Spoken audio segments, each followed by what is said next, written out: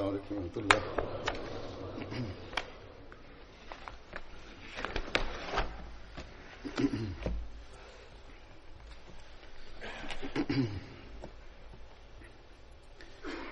أشهد أن لا إله إلا الله وحده لا شريك له وأشهد أن محمدا عبده ورسوله أما بعد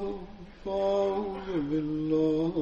من الشيطان الرجيم بسم الله الرحمن الرحيم الحمد لله رب العالمين الرحمن الرحيم مالك يوم الدين إياك نعبد وإياك نستعين اهدنا الصراط المستقيم صراط الذين أنعمت عليهم غير المغضوب عليهم ولا الضالين.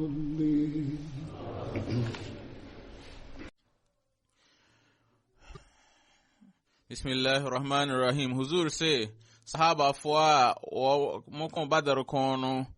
wa mudi obedi kan akan ho asem ene Hazrat Asim bin Adi radiyallahu ta'ala anhu. Hazrat Asim nane papa de Adi a ofri kabila Banu Ajlan abusiyakuo no emu a Banu Malik Zaid womo ayonkofo ne wonom.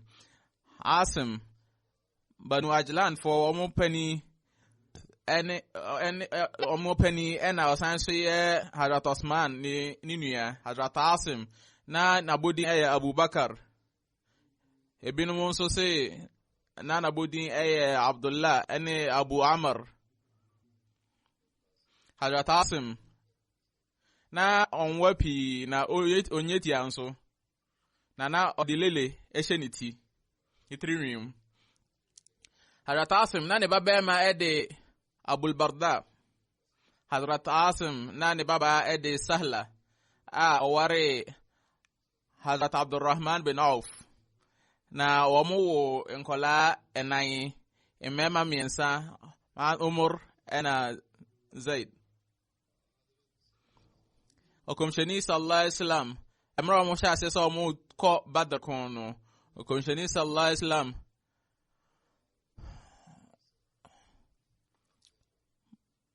oye no Amir ewo Qaba ene Madina ni bia baako aba bakoso mu se Rawha omudru Rawha no ana komsheni sallallahu alaihi wasallam oyi no se oye Amir ewo Qaba ene Madina ebia baby ena mane sanye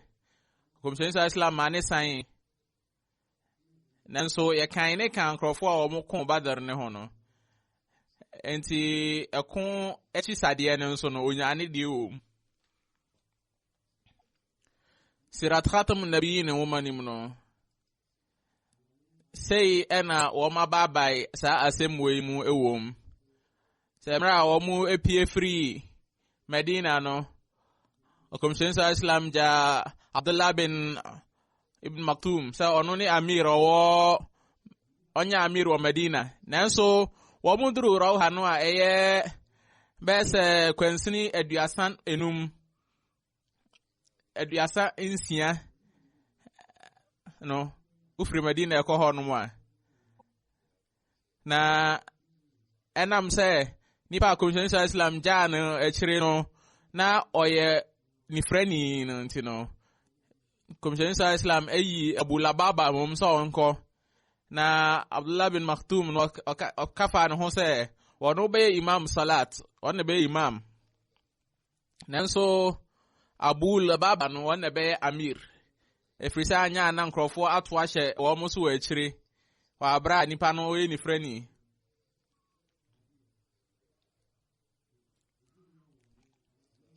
Hazrat Asim Uhud Khandak ane akwa hudu ni na no na waka komshen so Islam ho Hazrat Asim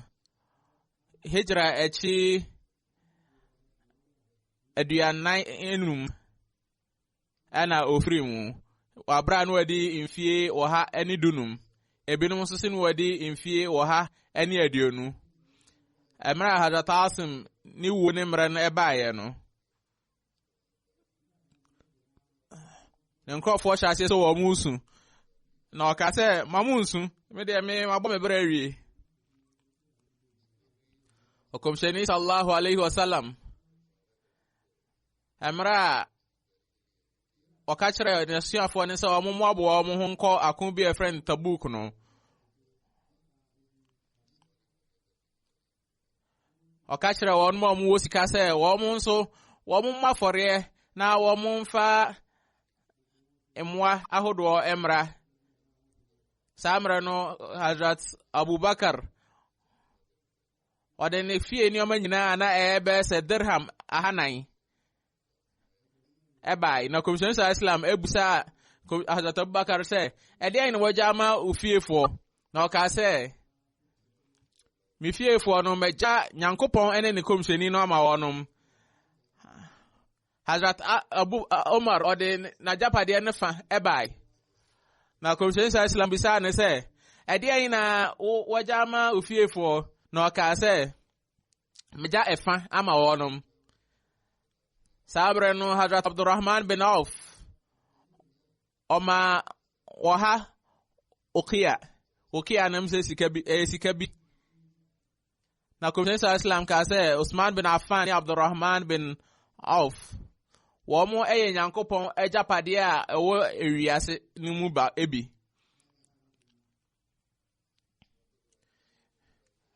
Samre no manen so ede womo agudi ahodo ebo afore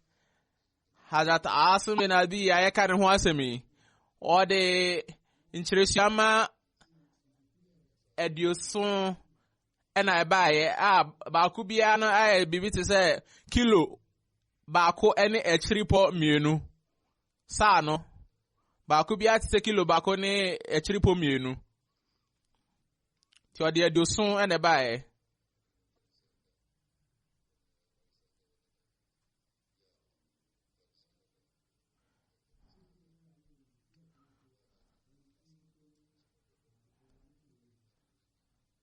Enti echireshwa ma na ewo ne nchen nyina no ode bai ode ba bebere pa Hazrat Asim bin Adi no ka sahaba fo na komsheni sallallahu alaihi wasallam esha wonum se wo mun ko bubu masjid bia esra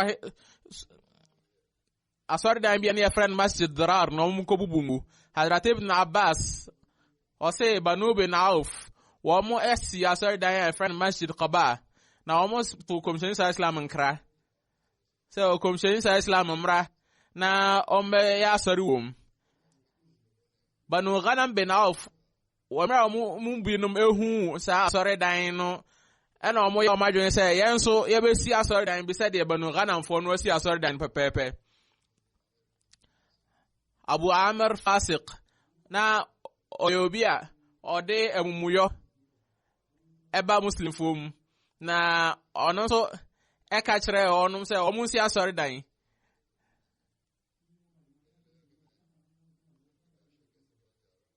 okasa okoro mfo won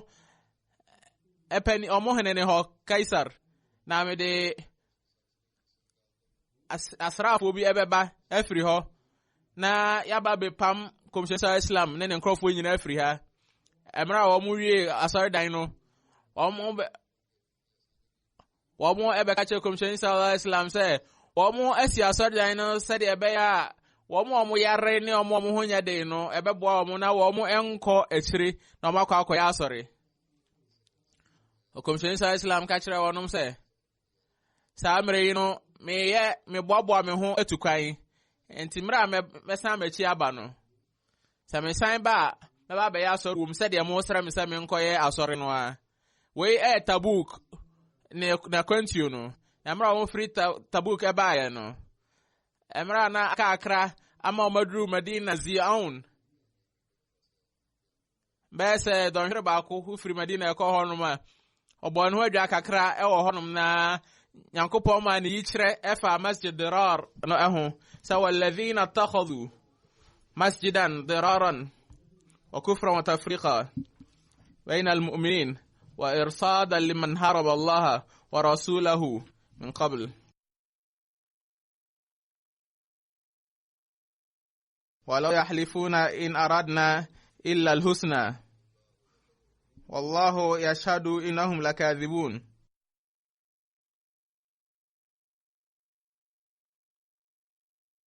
Na saa nkrofo no amumuyo ene atuatie nti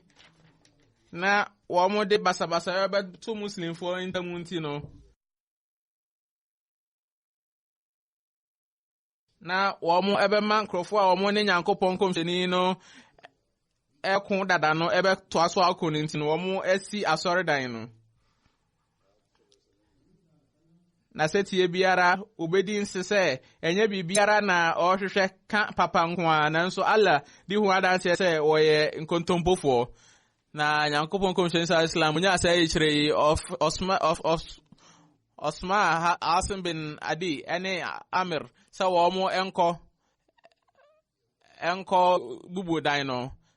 ebinu so se na Wahshi so ka ho Wahshi no ne nipa okun hada Tamza Shara Izarkhani mu no se ebe se komhyeni sallallahu alaihi wasallam edi kan Esma nipa mienu ena eche Osman nipa nan se o monkoboa wonom komhyeni sallallahu alaihi wasallam Esma wonom se o monko Masjid Dirar no honum na o monko bubu no no monhye no amse sa nipa krugo yo mo de entem o monko entempa eko ye se adwuma no kodru Malik bin Baksham for eho na mo ka se montma me konche breka kra na me nkofa eja emfiri efiemra na wo mo kodru Masjid Dirar ne nchen no na Maghrib ani isha emre ntem ti wo mo ehye no na wo mo ebu no maka eho asem kakra eho Malik bin Baksham ne asem eho emu Samra no nkrofo a wo mo FC asɔredan no samra no na wo mo nso mra agya ne to asɔredan ni mu no wo mo dwane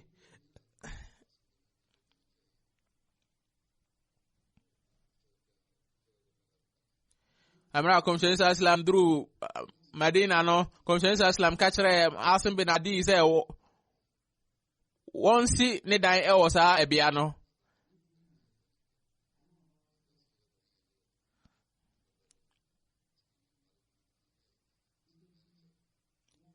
na osra komhyeni Islam se ontimi enye ensidan no ewo ho na fe komhyeni Islam de Masad Hazatasim bin Adi no okase o dai dada enti emse eyese o de bema Asim bin Akram ono a oni edan se de be ya obetimi asin dan ho enti komhyeni sallallahu alaihi wasallam o de sahabia na Masjid Dirar no ewo honum ne de ma Sadiq bin Akram se on sin dan ho Ibn Ishaq bakosem chirofo no o se wo mo esi Masjid Dirar no wo mo ni Abu Habub Azar Habab bin Hunayf Jamia bin Amr yani ni mamienu Jamia bin Jariya ni Zaid bin Jariya Ufair bin Haris Yakhzal bin Osman Sankrofo ni nyatwomfo no a Abu Amr komhyeni Islam eto ni din fasid no wo mo ne na esi sadan no Hazrat Masih Islam so amra okọ Delhi ohun asọdan amasi oho no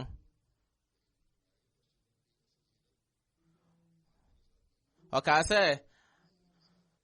asọdan no na ho ofe no enye asɔredan no esi hɔ no a ni soɔ sɛdeɛ esi tie no nyɛ no na ɛma ne yɛ fɛ na mmom nkurɔfo a wɔn de akoma pa bɛyɛ asɔre wɔ mu na ɛma ne yɛ fɛ kɔmhyɛni sallallahu alaihi wasallam na asɔredan na ɛyɛ ketewa bi a wɔn de nkyɛnkyɛnma ɛnhabamba na wɔn ɛde akuru so a nsuo tɔkora na soso wɔ mu na asɔredan na ho ɔfɛ no ɛyɛ wɔn bɔ mpa wɔ mu no na ɛma ne yɛ fɛ kɔmhyɛni sallallahu alaihi wasallam pɛn so wiasefoɔ no nso esi asɔredan a Nyankopɔn ma yɛbugu yɛ na yɛfrɛ saa asɔredan no masjid dirar kyerɛ sɛ masjid asɔredan a ɛde basabasayɔ ɛba yɛbubu ne dwerɛ na kɔmhyɛni sallallahu alaihi wasallam ɛka sɛ yɛmfa tako a ɛna ɛnsi asɔredan nti wei ne nokora a ɛwɔ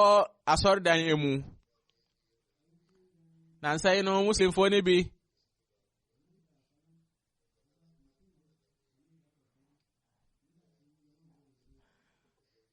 wɔn ayɛ wɔn adwene sɛ wɔn esisi asɔredan bebree na saa asɔredan yi wɔn ayɛ wɔn adwene sɛ wɔn besisi bebree ne nso so no ɛyɛ Hazrat Masih Maud Islam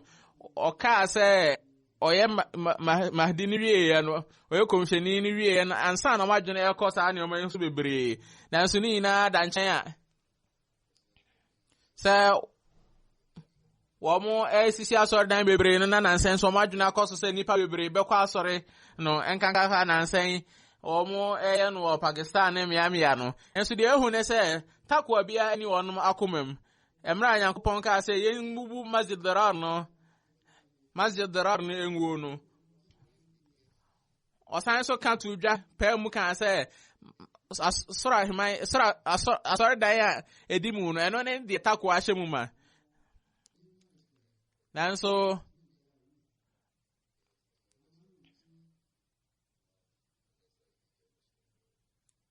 wɔn deɛ saa wɔn nya Ahmadiyyafoɔ no wɔn adeɛ a wɔn fira ne takoa ne sɛ wɔn bɛsɔre agyina asɔre dɛm na wɔn bɛdidi jama atatam na wɔn de nsɛmfoɔ bɔne ahodoɔ ɛbɛgu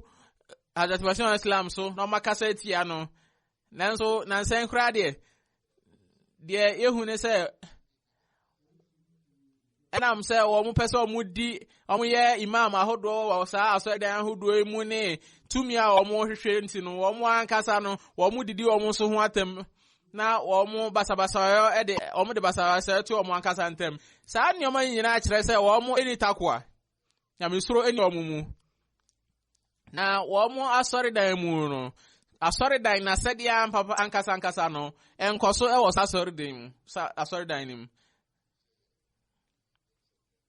na ɛnam wɔn ne ahodoɔ ne nti na ɛsɛ sɛ yɛn nso yɛsua adeɛ firi mu na yɛbɔ yɛn ho mmɔden sɛ yɛbɛma yɛasɔredan nyinaa no ayɛ n'agyinasoɔ ayɛ nyamesuro na yɛde takoa no yɛde bɛdi anim na yɛahyɛn yɛasɔredan mu ma wei ɛne nokorɛ paa ɛwɔ asɔredan sie mu sɛ ɛkɔ so saa ɛne nyame adom a yɛn so no yɛbɛkɔ so anya Nyankopɔn no n'adom ahodoɔ bebree inshallah Hazrat Khalifatul Masih odi kan radiyallahu anhu ɔse liman haraba Allah ɔkyerɛkyerɛm ɔse ɔyɛ Abu Amr ɛho asɛm ɛne yɛka wɔ hanom a na ɔyɛ kristoni na asɛm a ɔpɛ sɛ ɔyɛ ne sɛ kɔmhyɛni sallallahu alaihi wasallam ebedi kan bɛyɛ asɔre wɔ mu na nkurɔfoɔ muslimfoɔ no bi adi n'akyi abɛyɛ asɔre wɔ mu na akyire wabɔ mmɔden de basabasa ato wɔn mu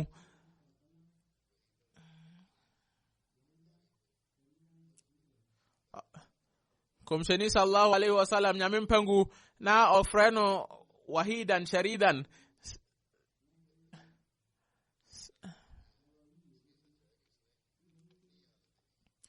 ɔsɛ hundaim sɛ kɔmhyɛni sallallahu alaihi wasallam no aka ɔno nko a na wayɛ nome na kɔmhyɛni sallallahu alaihi wasallam ka sɛ an saa daeɛ paa ɛfiri sɛ saa nipa no ohunu ɔno ankasa ne tebea ɛwɔ dedayem na mfa kɔmhyɛni sallallahu alaihi wasallam ne ho ɔno ankasa na saa ɛne ehu no abakɔsɛm so sɛ ɛto no saa nso ne ehu no abakɔsɛm sɛ atamfo ni nyinaa no saa na ɛyɛ anara ɔma wie akyire ɛkɔkɔyɔ sahaba ɔtɔ so mmienu no yɛfrɛ no Hazrat Amr bin Auf Hazrat Amr na ibn Musa friend Umair papa ede Auf. Hazrat Amr na nabodi eye Abu Amr yawo no Makkah na Ibn Sa'd achirim se na ofiri Yemen emaimu omo chro abakosem no ni omo yi hu no ene nkrofo omo chro hadith no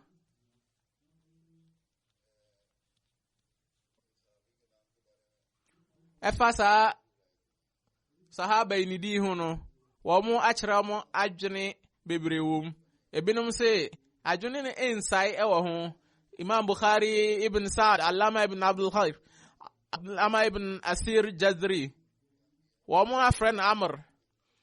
wa Abra Ibn Hisham, Musa bin Akhba, Abu Muashar, Waqdi,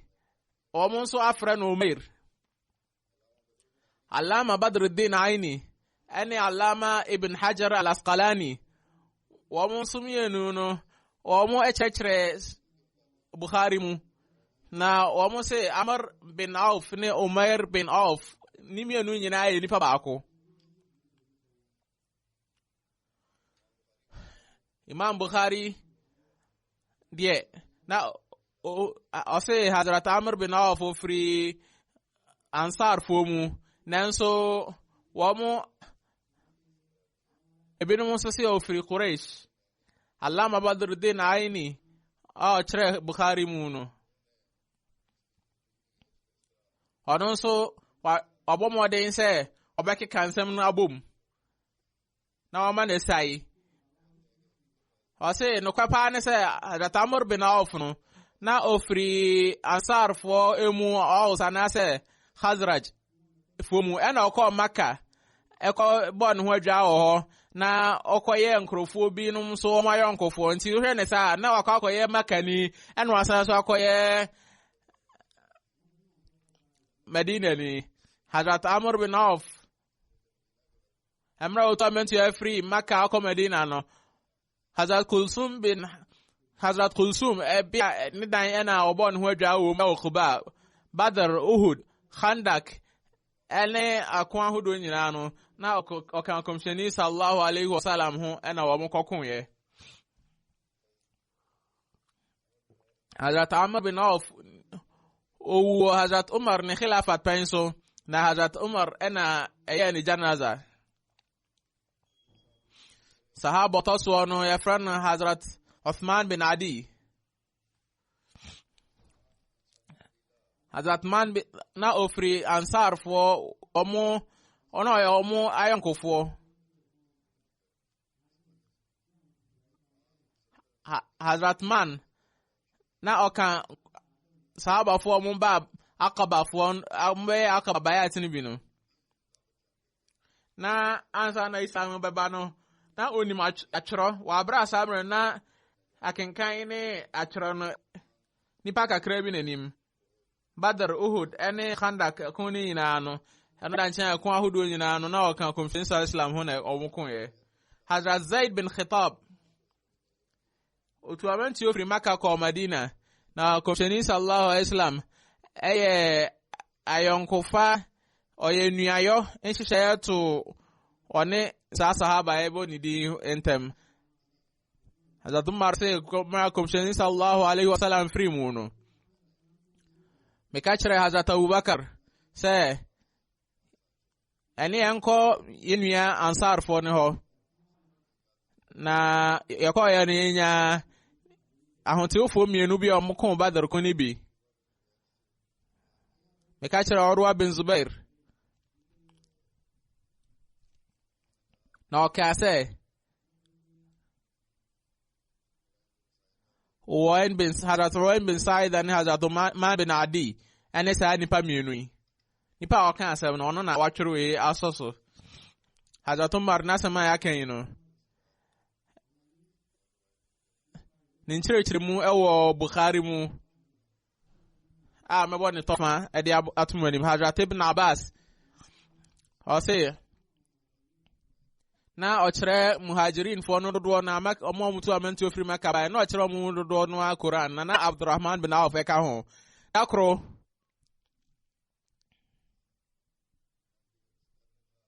na me woni fie a ewo mina we eye Hazrat Umar ni haje twatwa oye no samre no amra mo sa ma chi ba ye no amra Hazrat Abdurrahman bin Auf efsa na chi ba ye no oka se enka unya enka uhunu nipa na oba Amir Muminin Khalifa den chen ene na obeka se oh Khalifa sen anasa adewe no wanya ho yi kire bia na wo firi ho no ma me ye baya tama asumasi na ka se di Nyankopon adom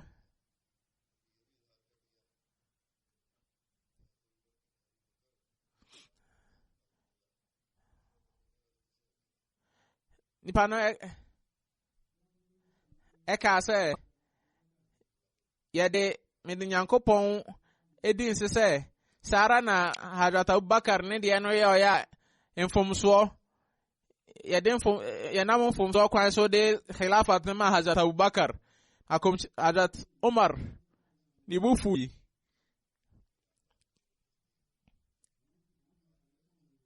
na ka se ene minyaya anka mesori agina na metia nkrofo no a won pese o mo de nsem o mo je nsem ne hye o mo ankasa ensem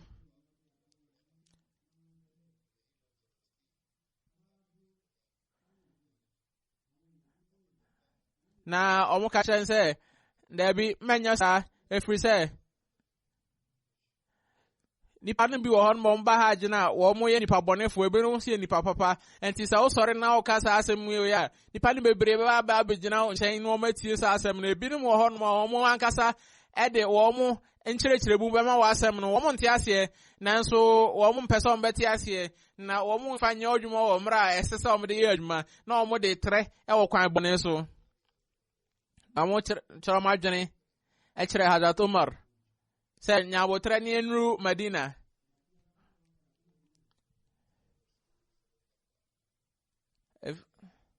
se udru Medina samra no afre krofo a wo mo e wonte ase no nya botra kan de opese o kan nyina kire wonom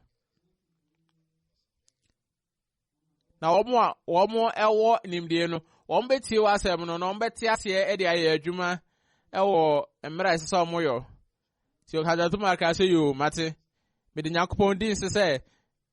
nyame ya adoma ade di kan ya me de be khutba no eno ne sa asem we se me duru Medina Ibn Abbas emra wo mo eduru Medina na Zulhajja ebosome no na emra adwuma emra ne so ye no wo mo eba asori dem ho na minya Said bin Bas on wote ben bebia imam ne gina no na mkotra ne nchen o se ancha kura ana Hazrat Umar epie bae amra me hu so frima ni mu ba no me ka kire Hazrat Said bin Zaid se ene obeka se bia emra office mra oye khalifa no nka bi sada na ohu na majusem no eye no bibibi oka se madwene nyame so obeka bibi a onka bi da emra Hazrat Umar ebetena ase no na nipa o fraza na wie na zan no osore na otuntum Nyankopon se de esese otuntum no na oka se amma bad ena me beka se mbi a kire mu a na esese me ka kire mu minim anya na we no eye masema ebe me yiwo pa enti de obetima asem na ase no na odebetu na adwene so no ba bia obetimi di akoro bia no onfa nko na onko chirechirim na de owo adwene mu na asem bi se wa bia wa anti asem na ase no ene memfa nto hɔ ma obiara sɛ wɔno wɔbɛkɔ akɔka asɛm a ɛnyɛ deɛ meka yɛ nato me so ɔsɛ Nyankopɔn ɛde nokorɛ na ɛsoma kɔmhyɛni sallallahu alaihi wasallam na oyi sharia ne ma no afei ɔka sharia nsɛm ni bebree na ɛwa nti megya bi wɔ hɔ na ɔka sɛ muntie kɔmhyɛni sallallahu alaihi wasallam nso kan sɛ mamom tontom mi bebree sɛdeɛ wɔnom atontom Isa bin Maryam ayɛ nyɔtra soɔ no na kɔmhyɛni sallallahu alaihi wasallam ɛsan ka sɛ ɛyɛ a monka sɛ yimfa me ho sɛ ɔno ɛna ɛyɛ Nyankopɔn n'akoa ne ne somafoɔ na Hazrat Umar ka sɛ manya ne nteɛ sɛ mumu binom wɔ hɔ nom a ɔka sɛ Hazrat Abubakar ne Khilafat no ɛyɛ mfomsoɔ na ɛma ne nyaeɛ sɛ mede Nyankopɔn din sɛ Umar nso wu a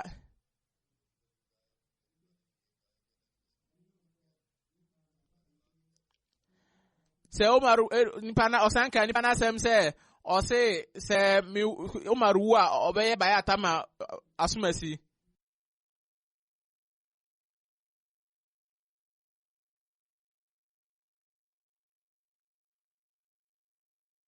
ɔse ma obiara ɛnka sɛ Hazrat Abubakar no ne bayata ɔmo yɛyɛ no na ɛyɛ mfomsoɔ ɛna ɛma ne bɛyɛ khalifa muntie ɛyɛ nokorɛ sɛ ne bayat no esi nanso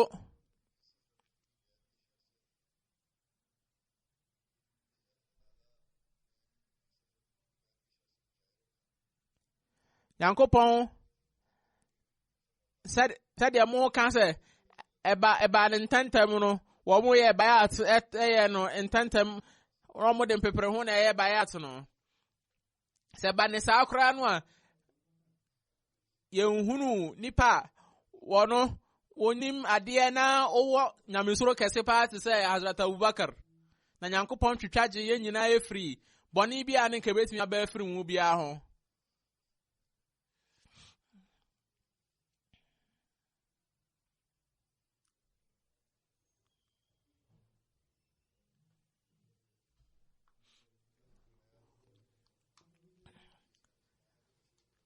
afei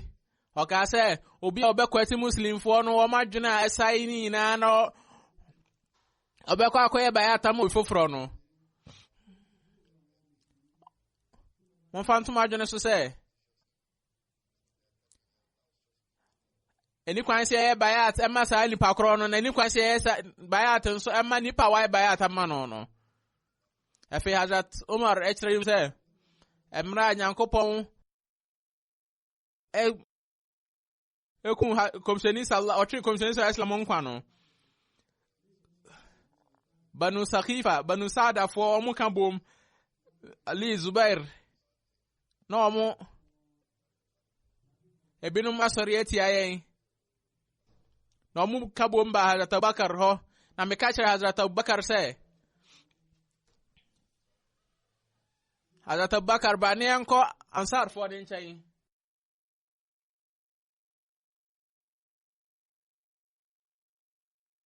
na yɛnkɔ hunu asɛm a wɔnom ɛka no na mmerɛ a wɔn bɛn no ɔbɛn wɔn no wɔn nya nipa mmienu a na wɔn yɛ ahotefoɔ sɛdeɛ midi kankan yɛ no wɔn mmienu no na baako yɛ Hazrat Man bin Adi nti ɔse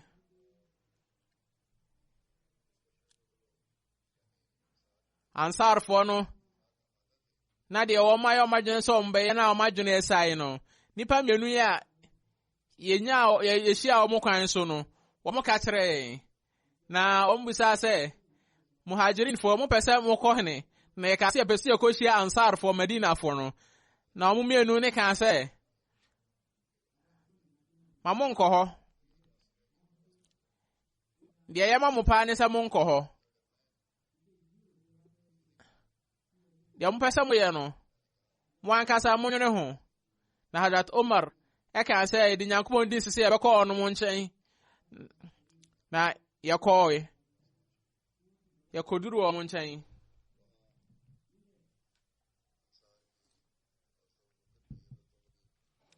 Hazrat Abubakar ane Hazrat Umar wo muni omo hwehwe nkomo bebre ane fa khalifa wo mbe yinu no eho encherechemu no wa na kakra tofabomu no sade Hazrat Muslim Maud wakano no meka osiba no sakifa fo no mo etibabi na okasa fa sa asemi hu no se okomshen sa Islam ni wo echiri no tahaba fo mu chem nipa miensa ba ko eka se ekuyo ne ba ko ka se okomshen sa Islam echi no ese yi nipa obejina na nem na wahwe Islam no esun ti se de okomshen sa Islam no na busuafo no mu na ebenya obi a ote sa nioma no ase ote sum na ase pa no yi enti ese yi obi firi na busua mu ani kwan se ofiri abusua bia mu sa akuo no na o madwene ne se koba ne se wo mu yi obi firi abusua foforo mu a ene anya obi nkrofo enye wo nsam ntum enti eba ne sa ebema basabasa obi aba enti ebia okomshen sa Islam ne ma na se ne nse no ma na nkrofo mo abusua ni no mu ba ko na se yi no eba se amane sa sinto bi beba nanso se yeyi obi firi na busua mu a enam se nkrofo eje o mo nsam tum dada na o mu bu o mu nti no o mbeje onum se de so ni bi wo hono mu a na eba ne se owu a ye ma ne ba eba bedi na de efiri se nkrofo no o ma yesutie ama ohene na busuafo ni na dada na kuye tosumienu no wo mo no ye no madwene o mo se ehu hia se nipa no obefiri Komshen sa Islam na busuam enti obi a betimi aye adwuma pa no adwuma no pa no ono na esese yeyi no wo mo mienu sa akuo no o mo san so echemienu na mo nyina agitum se esese Komshen sa Islam enya nini adini nanso sa di adini obefiri abusua ben mu no na wo mo emu achemienu na ebinom se esese ye ekuo ba ko se esese eye obi a what Komshen sa Islam akire na de ache bi omo ne tena amaka no ebinom nso se Komshen sa Islam ofiri mu ewo Medina na Medina fo na wotumi ewo Medina enti esese Medina ni na ye enti ansar fo ne muhajirin fo no wo madwene ankope ansar fo no Medina fo no madwene yom se Komshen sa Islam ne bra oboy ya eyese na oye ohne bra henfo bra no na Medina ena obo no enti sese oye npa obedi na de no oye Medina ni na osan so kan se bia we ye wo mo bia enti wo mo asem na nkrofo betie wo mo firi maka no wo mo yentie wo no wo mo kasa enti sese npa no oye Medina ni na wo mo firi maka no so no wo mo kasa okomsheni sallallahu alaihi wasallam tena yen ne na tena che no ansar fo mo ntimi ne omo ne na tena nche sa enti sebeya ye benye obi a ote asem na sepa ye no esum na sepa no ye benya no maka fom ne enya no Medina fom na nkrofo edwendwen ho sasemi ho na o madwene enya enko obenkrom na Bani Sada womo varandam ena womo ana womo kasama Medina fo no womo eboa womo ano ho na ansar fo no edi womo ho nkomo womo ka se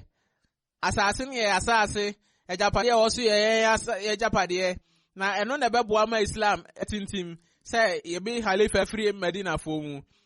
enti omo ye se Saad bin Obada wono ena se onya sa agina brei khalifa agina bre no emra wo mu kasa no a na obi omu ebinum ka say na say muhajirin for Maka for no wo ma anya ntuma ebe omu ye be ne dai na omu ka say minna amirun wa minkum amir ebe yi amir ba ko afri ye mu ne amir ba ko afri mu mu na sad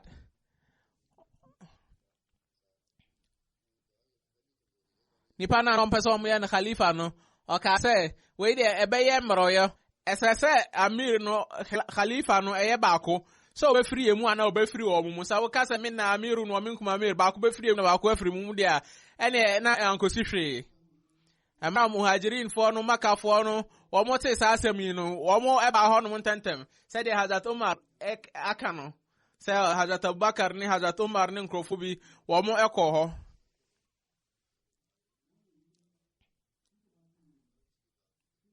na so mo so no mo adwene ya mo se Maka fo no nipa be khalifa no wanye makani a enya de arafo nyina abegena tum Madina fo no mo otumi e wo Madina de o na so Maka fo na ne otum wa arafo nyina enti Madina ni ye khalifa Madina fo na abegena tum na mum arafo ne nyina tum enti imra muhajirin fo no Maka fo no mo ba ya na Hazrat Abubakar Hazrat Umar Hazrat Ubaida nyina ka ho no Hazrat Umar se me je majune se me kasa wonum pa na ya majune se me kwa me kasa maraba se wo mu nyina be ebejima sem natum na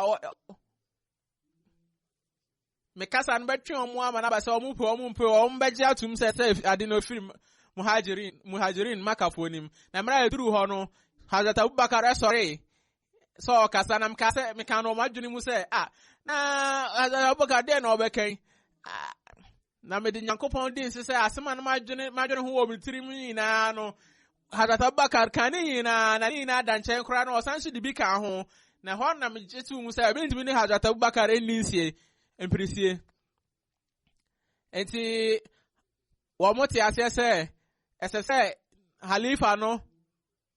Hazrat khalifa no free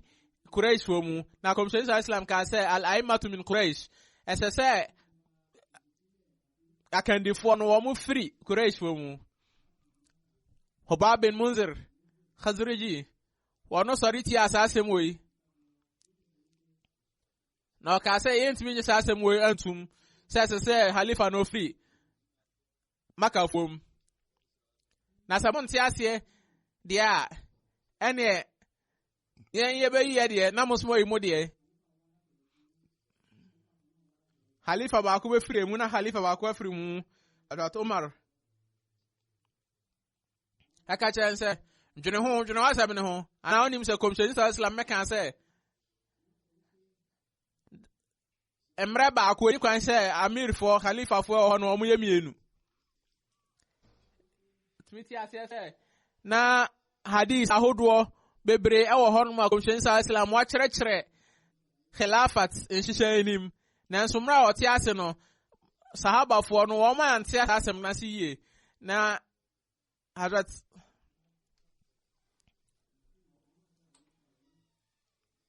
Muslim da se Hazrat Umar radiyallahu anhu akase sa se mi amokai se khalifa no ba ko ebe free mu na ba ko afri mu ne kwa adwendwene mu a enya de a ene adwen kope na enya de ne sharia so kope ti ba sai ne yi Hazrat Abubakar Hazrat Abu Ubaida sorry no ka okachre omse mo ansar fo no mo ne nkrofo a mudi kan a mo je Commission Islam etum e wo Maka fo no achi na Commission Islam achi no mama nya nkrofo a mudi kan a mo be ontiso ye be papa mo beba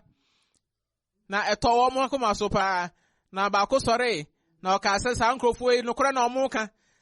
Commission Islam suma ya som no ne mo aye bo ano no ya mo na se wiase binti na ya mo na se de be ya owia owu a ye be di na inie enti we anye ya se de asemize wo ho ne se de na Islam ehia na asama ehia ne se ye pani no ofiri muhajirin fo mu maka fo mu afiri se nipa oji commission islam tu mu maka no aji commission islam ntete ya achen ti omodwenwe ho tententen na omoje tu mu se se nipa no ofiri maka fo ni mu na omuyi Hazrat Abubakar Hazrat Umar na Hazrat Abubakar ka se esesi Hazrat Umar na Hazrat Abu Ubaida ena esesi en halifa na omu enu nya apoi na omu ka se nipa no ai komisen sallallahu islam wo ya ni imam wa bra no yare no a obewu no sa nipa na se e ba ya asma no Hazrat Abubakar radiyallahu anhu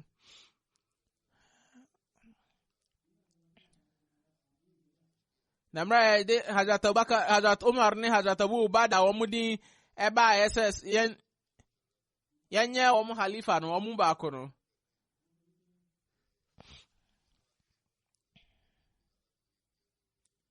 sise de Hazrat Abubakar o kasa wo pa no a edika aka ho asem no Hazrat Umar ka se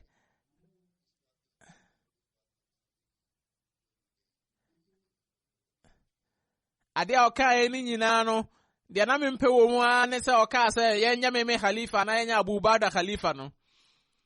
na me de nyankpon din se samra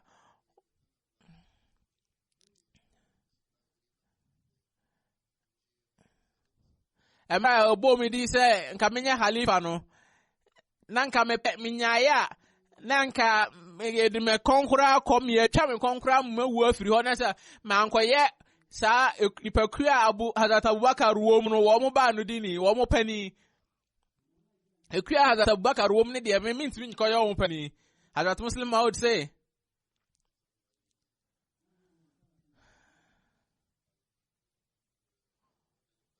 amra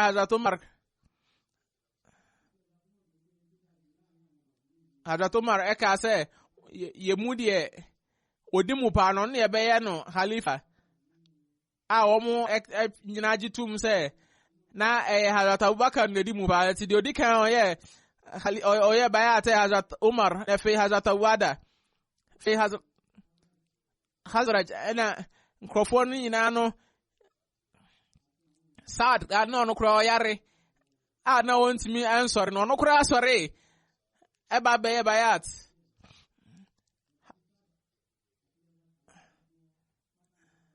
Hazrat Ali na kakra be ko so ne ono so be bayat ebinum se nansan echi no be bayat ebinum se be bosumi nsia echi no be omo ka se bosumi nsia no omo se na Hazrat Fatima wo yare enti wantimi ama na ohwe Hazrat Fatima na mra Hazrat Abubakar ba be hwe omo no besra omo no oye bayat se samre no omo ye bayat no na Hazrat Fatima yare enti wantimi ama Hazrat Urwa bin Zubair se amra anya kupon o twen ko se islam nkwa no nkrofo sun pa na omo ka se edi nyankpon din se ya person ki ye di kan wukura ansa na komsheni na wu ya mpesa basaba so be ababalechi Hazrat man nipa ye kan ho asemi no sahaba ye kan ho asemi no o se me di nyankpon din se me de na me mpesa me wu ansa na komsheni sa islam wu o se me de me mpenisa efri se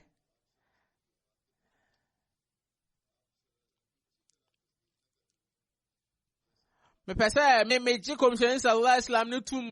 ewo ni wu achi said ya na me ji tum ewo ne nkwanam no pepepe said ya me ji ni di ye no so ye komsheni no me pese ni wu achi no me pese me san so ji sa ni komsheni etum pa said ya na me ji ni di so ye komsheni no na nhyehyɛ ye khilafat nhyehyɛ no wodi kan ahwɛ ho abɔ ho ano ho ba no me pese me jitum na me nkonko ka nyatomfo no ho wei ene sa ginabre no a gidie ginabre na esese nyina agya no emu no abakose mi je se Hazrat Uthman Hazrat Khalid bin Walid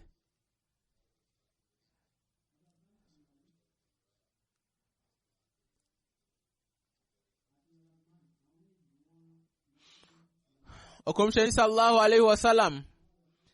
Hazrat Man ene Hazrat Zaid bin Khattab no oye nuayon hyehyɛ to wɔn ntam wɔn mmienu nyinaa yamama ɛko mu Hazrat Abubakar ne khilafat pen so hijri akyi mfie dubaako ɛna wɔn firi mu Nyankopɔn mmoa na yentimi enye nabi no entum na khilafat nso hyehyɛ ne entum pɛpɛpɛ amen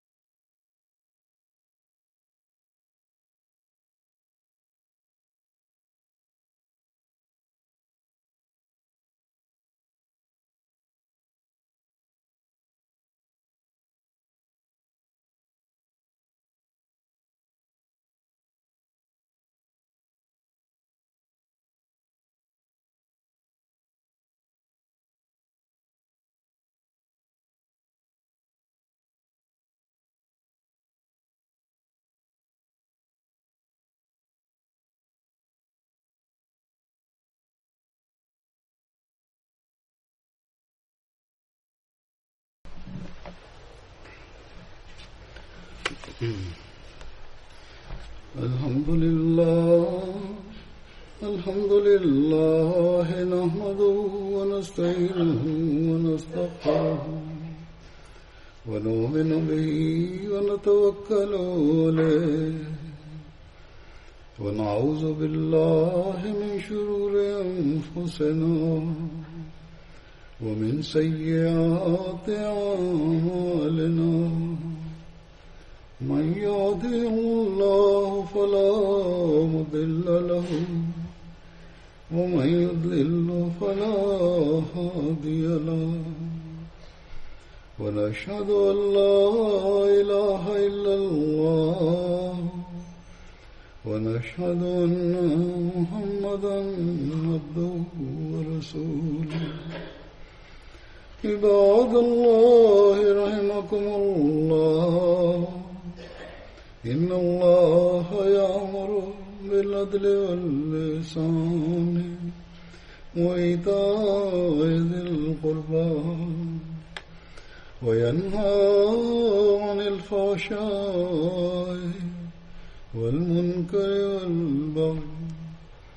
يعظكم لعلكم تذكرون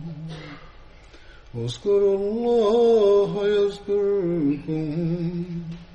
وادعوه يستجب لكم ولذكر الله أكبر